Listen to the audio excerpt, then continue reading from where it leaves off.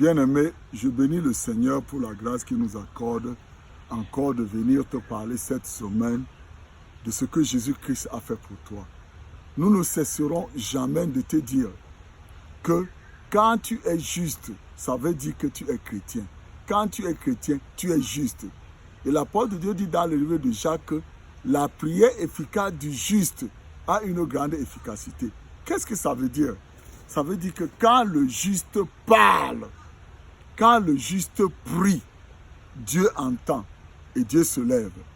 Nous avons des calamités dans le monde aujourd'hui parce que, premièrement, les chrétiens ne connaissent pas leur identité et ils ne prient pas la volonté de Dieu. Je vais te prendre un exemple. Dans le livre de Proverbes 18, verset 21, l'apôtre de Dieu dit quoi? Que la mort et la vie sont au pouvoir de la langue. Et qui l'aime va manger le fruit de cela. Donc, qu'est-ce que l'apôtre de Dieu dit ici? L'apôtre de Dieu dit que la mort est au pouvoir de ta langue. Donc, si tu veux mourir, si le docteur te dit que tu as la tension, tu t'appropries la tension, tu commences à dire que ta tension est ceci, elle va te tuer, tout ça là.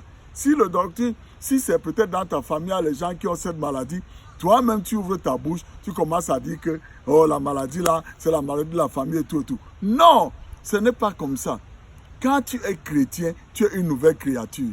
Et étant une nouvelle créature, les choses anciennes, ça veut dire que les choses d'Adam sont passées. Donc, toute chose est devenue nouvelle. Voilà pourquoi dans Ephésiens 1, il te dit que Dieu nous a bénis avec toutes les bénédictions, toutes les richesses spirituelles. Ça veut dire quoi?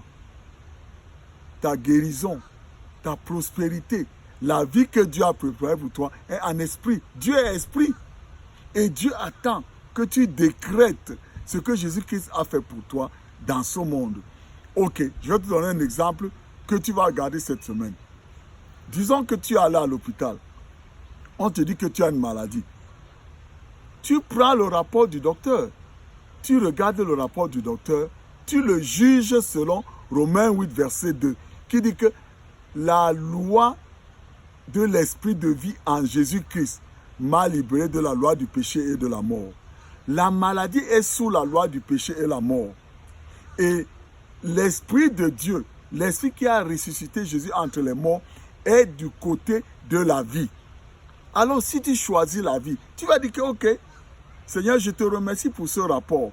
Mais comme ce rapport fait partie de la loi du péché et de la mort, je déclare au nom de Jésus que ce rapport n'a rien à voir avec moi. Parce que la loi de l'esprit de vie en Jésus-Christ m'a libéré de la loi du péché et de la mort. Tu vas continuer à le dire. Et chaque fois que tu le dis, tu te regardes au miroir ou tu te regardes quelque part. Tu dis que toi, ce truc-là dont on parle là, je te commande de quitter mon corps qui est le temple de Dieu et je t'envoie dans la profondeur des mers au nom de Jésus. Mon corps, je te commande d'obéir à la loi de l'esprit de vie en Jésus-Christ.